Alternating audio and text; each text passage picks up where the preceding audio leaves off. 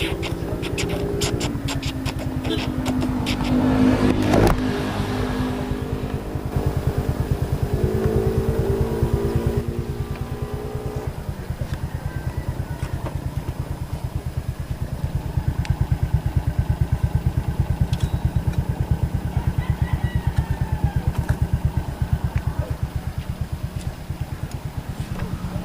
pa ang ating kadena.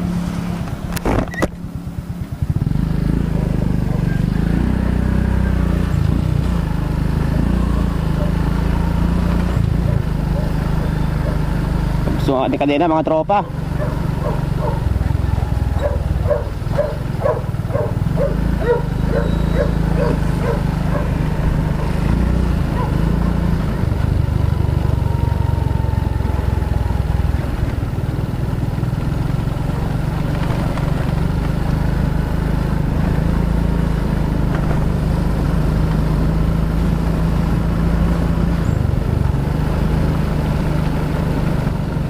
Ating kaibitang inis. Yung magkakaigi ito.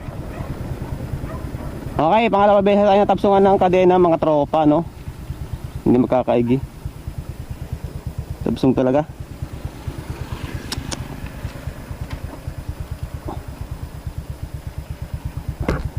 Tapsong.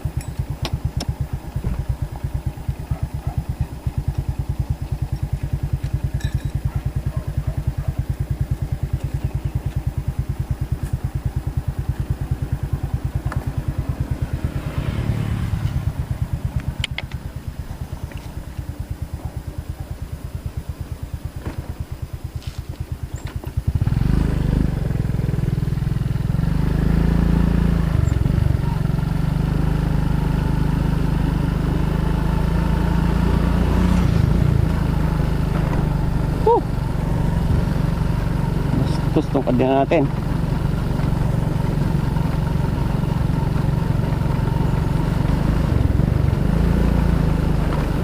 May mag-iya tayo dyan, ano? Papalit na tayo dyan.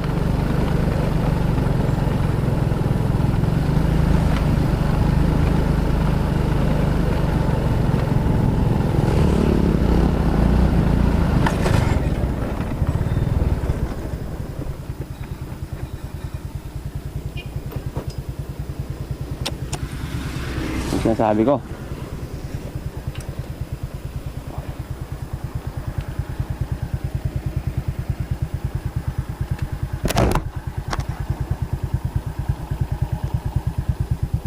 Hindi na ata pwede.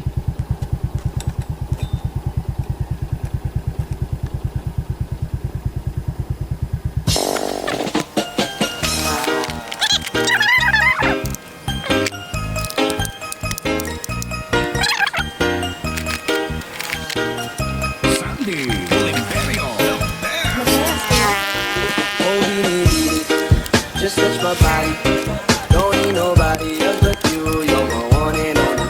Ibang babae ay di ka nang sumabay. Kampilan lagi mo ang lagi ko hinihintay. Bad trip.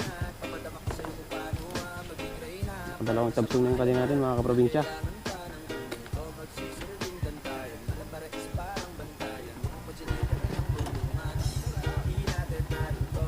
Go.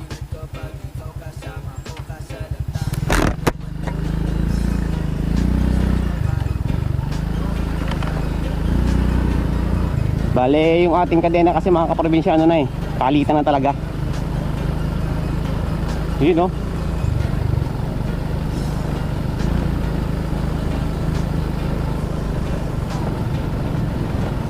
Okay, so tumalon yung kadena natin 3 beses. Dahil ano na eh, pud na sira na yung ating kadena.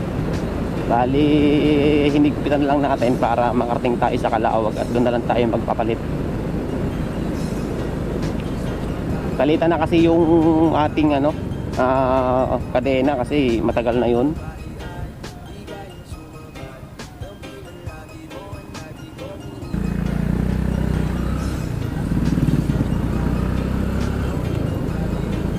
Bali yung ating kadena kasi mga kaprobinsya, tumalon na yun, yung mabsong na kasi dati yun. So parang napilipit. kaya lagi siyang natabsong na. Tsaka palitan na rin kasi yon, gawa ng matagal na. Okay, so daan-daan lang tayo ngayon dahil sama kung kailan tayo nag-overtake. Naman siya tumabsong.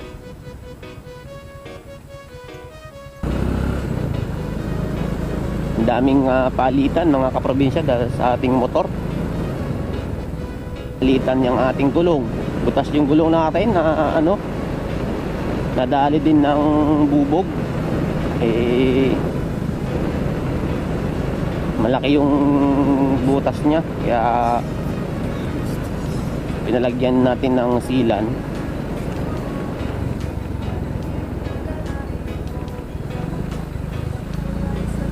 Pero hindi kaya ng sealant, nalabas pa rin yung sealant.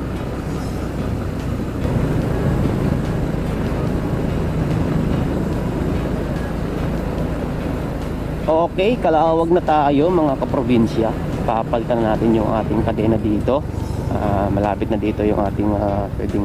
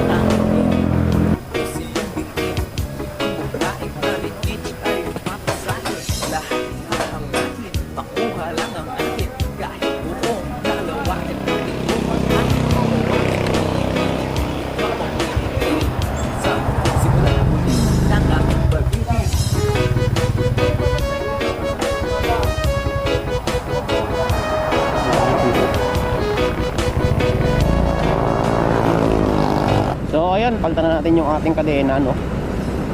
Pero sabi ng mekaniko natin yung pinagpagawa natin mga kaprobinsya, palitan na rin daw yung ating sprocket sa likod. Okay, so bagong bili lang natin yun sa Shopee. Kaso nga lang, parang siyempre alam niyo naman po dito sa online, yung ngipin po niya maliliit, parang natabsong pa rin mga kaprobinsya yung ating kadena. Pero hindi naman siya nasa align na siya. Bale hindi tumatama doon sa ngipin ng ating sprocket, yung sa ilalim ng pinakailalim ng kadena. So bale tumatama lang yun sa may bandang gitna na. So hindi naman na siya natabsong. Pero kailangan pa rin natin magpalit ng sprocket. Mumurahin lang kasi yung pinili natin. Okay, so malapit na tayo sa bayan ng Calawag mga kaprobinsya. Digo.